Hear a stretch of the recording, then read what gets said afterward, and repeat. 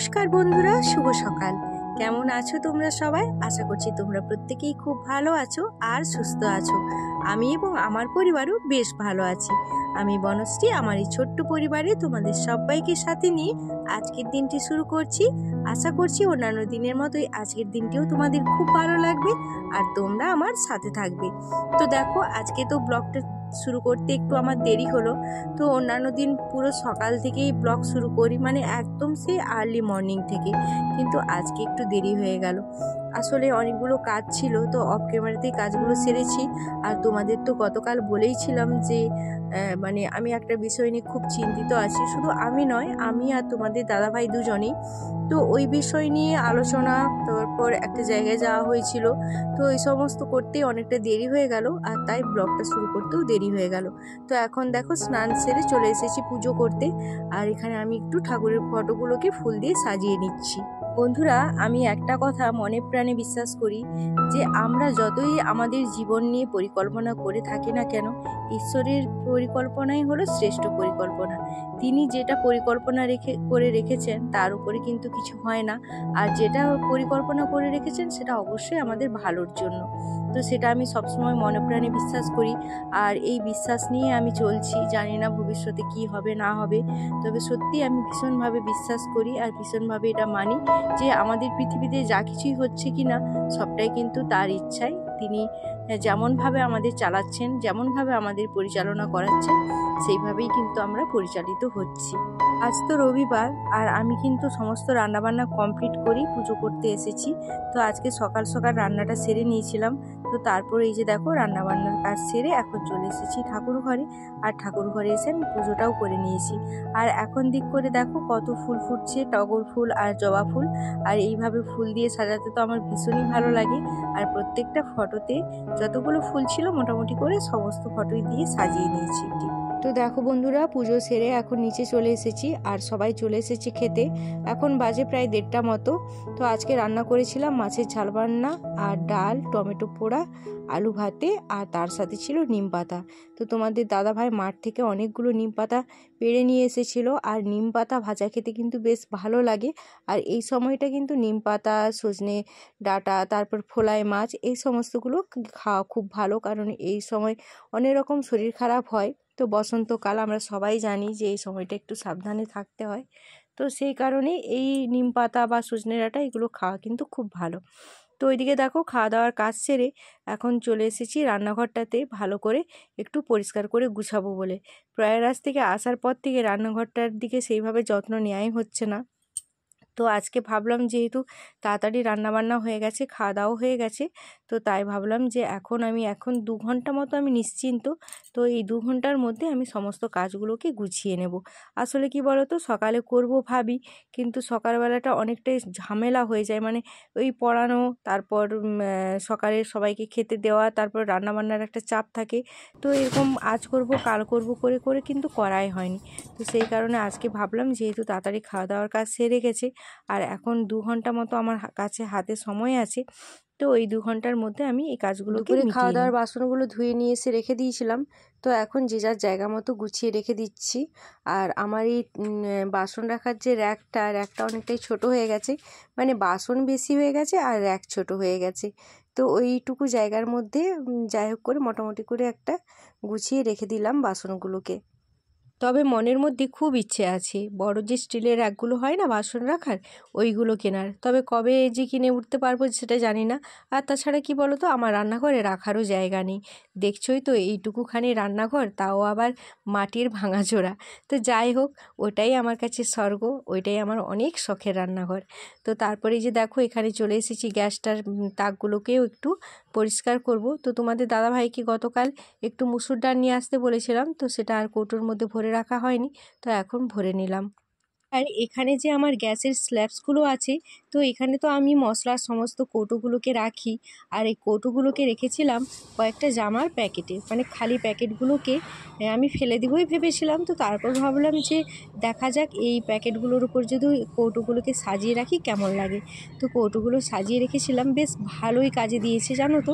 আমি তো ভেবেছিলাম হয়তো প্যাকেটগুলো নষ্ট হয়ে যাবে, কিন্তু প্যাকেটগুলো বেশ সুন্দর আছে, আর প্যাকেটগুলো তো বেশ মোটা ছিল।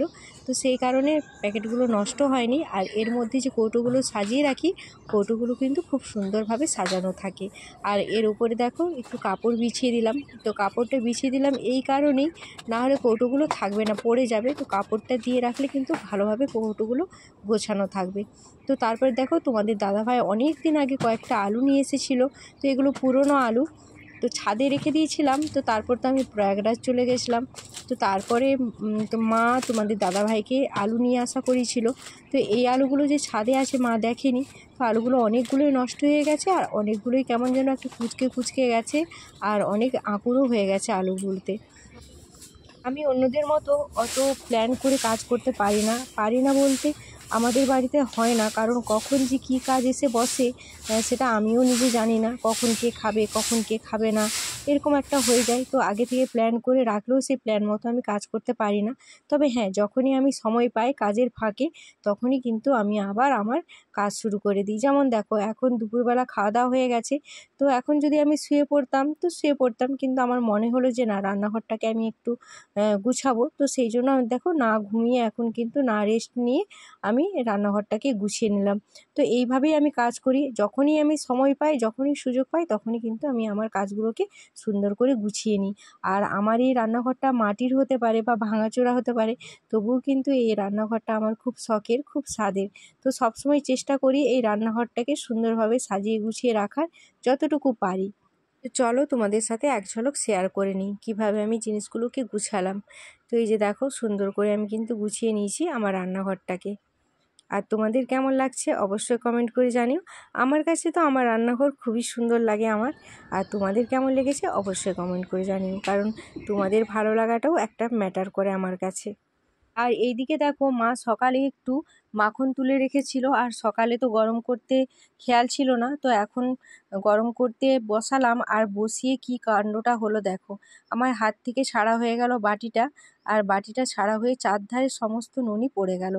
তো এরকমই হয় যখন ভাবি যে একটু তাড়াহুড়ো করে কিছু কাজ করব, সেই কাজের থেকে মানে অকাজ বেশি হয়ে যায়। তো এখন আবার দেখো সব কিছু আমাকে পরিষ্কার করতে হবে।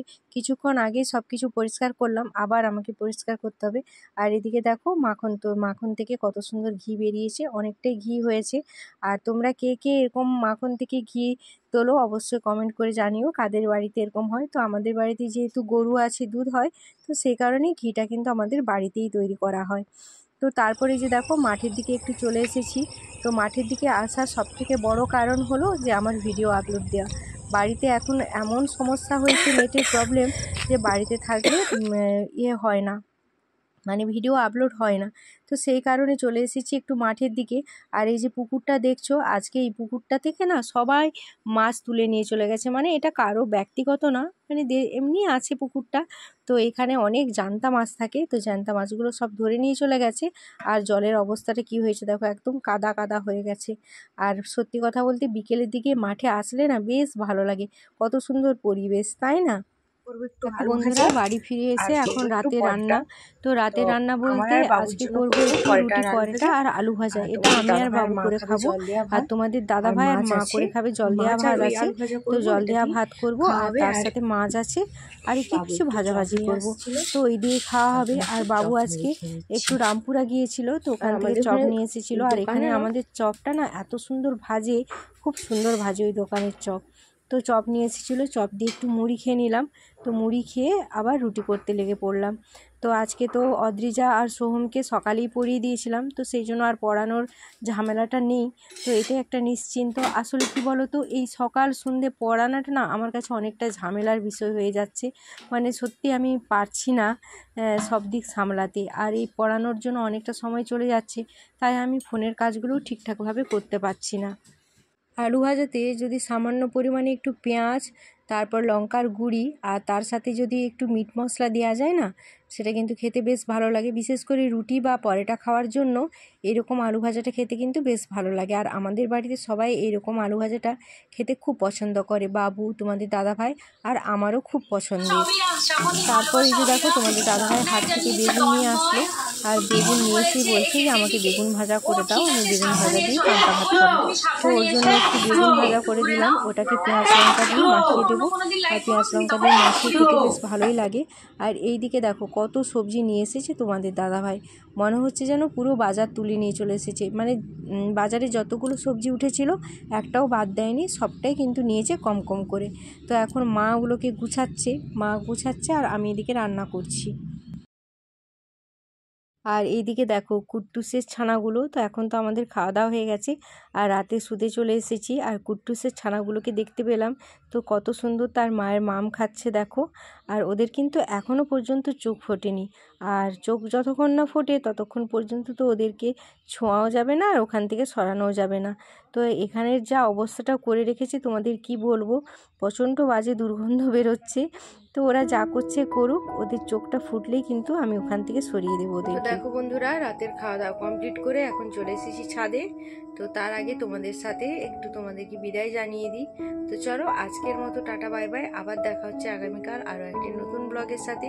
সবাই ভালো থেকো, সুস্থ থেকো, নিজের খেয়াল রেখো, নিজের পরিবারের খেয়াল রেখো। আর আমার আজকের ব্লগটা তোমাদের কেমন লাগলো অবশ্যই কমেন্ট করে জানিও। তো চলো আজকের মতো টাটা বাই বাই, আবার দেখা হচ্ছে আগামীকাল আরও একটি নতুন ব্লগের সাথে। শুভরাত্রি।